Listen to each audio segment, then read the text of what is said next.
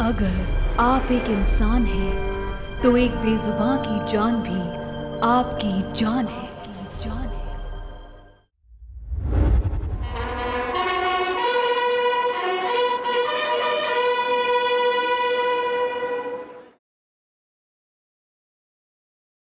अभिनव, मुझे ये बताइए कि कोई अगर जानवर अपने घर में पालना चाहता है तो किन बातों का ख्याल रखे?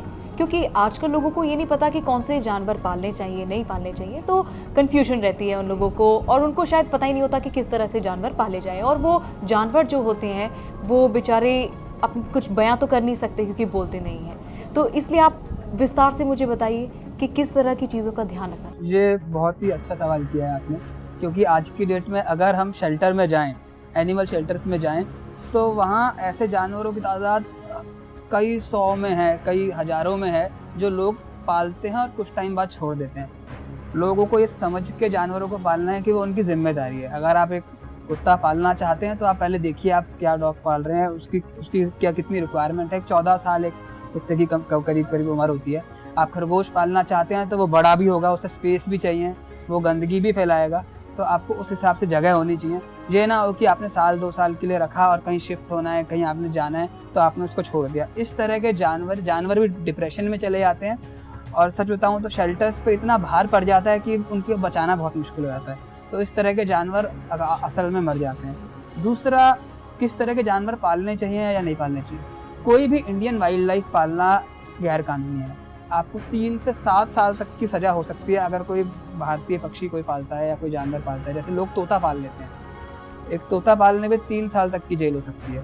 तो मैं ये ज़रूर बताना चाहूँगा, कोई भी भारतीय पक्षी पालना गैर कानूनी है। और जो लोग पालना चाहते हैं उनके लिए मैं ये कहूँगा, हमारे देश में शेल्टर्स हैं, वहाँ पे कई ऐसे जानवर हैं जिनको आपकी ज़रूरत है।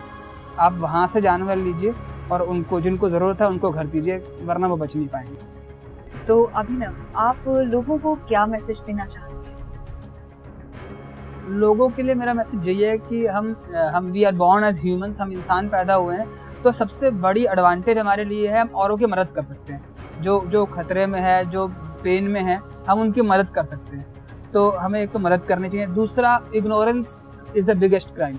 हमें जो हमारी वजह से, हमारी लाइफस्टाइल की वजह से, हमारे रहने की वजह से जो जानवरों को, जो दूसरे पशु पक्षियों को दिक्कतें आ रही हैं, जिस वजह से वो ख़त्म हो रहे हैं, जो उनको सहना पड़ रहा है, उसको हम कम से कम करें और उसको रोकने की, बंद करने की कोशिश करें। ये मेरा लोगों से एक प्रार्थना है।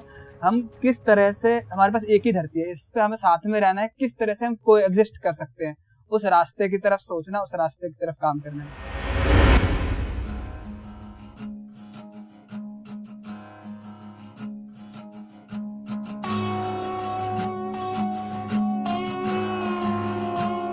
एक दर्द भरी पुकार है, जीना इनका भी अधिकार है।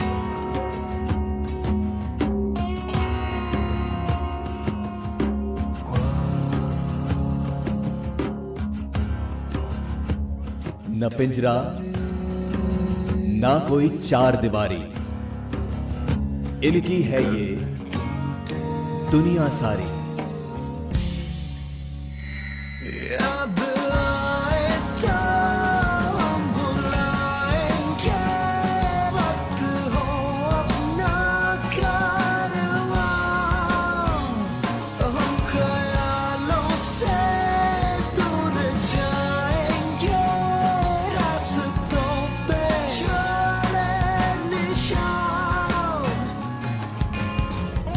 आंखों से अपनी तुझको पुकारे, ये भी तो हैं आंखों के तारे।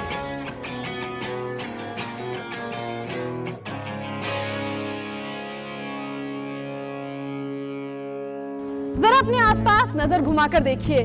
हमारे आसपास इस इकोसिस्टम में तमाम ऐसे पशु हैं, पक्षी हैं, प्राणी हैं जिनकी वजह से जीवन चक्र चलता है। और अगर हम चाहें तो इस धरती को इसी तरह से और खूबसूरत बना सकते हैं जहां पर हम और ये तमाम पशु पक्षी और प्राणी एक साथ एक दूसरे के साथ रह सकें। हमारी इस मुहिम में आप भी जुड़ सकते हैं।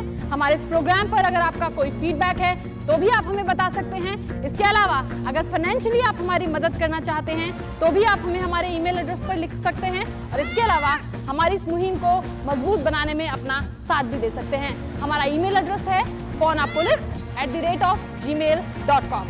यकीन मानिए, अगर आप और हम चाहें और मिल जाएं तो इन तमाम प्राणियों के लिए इस धरती को रहने की एक खूबसूरत जगह बना सकते हैं। जंगल तो पहले ही नहीं बचे और शहरों में जो बचे हैं बन आई है उनकी भी जान पर। अगले हफ्ते सुनाएंगे सड़क हादसे के शिकार एक गजराज की पुकार। अगर आप एक इंसान हैं तो एक बेजुबान की जान भी आपकी जान है।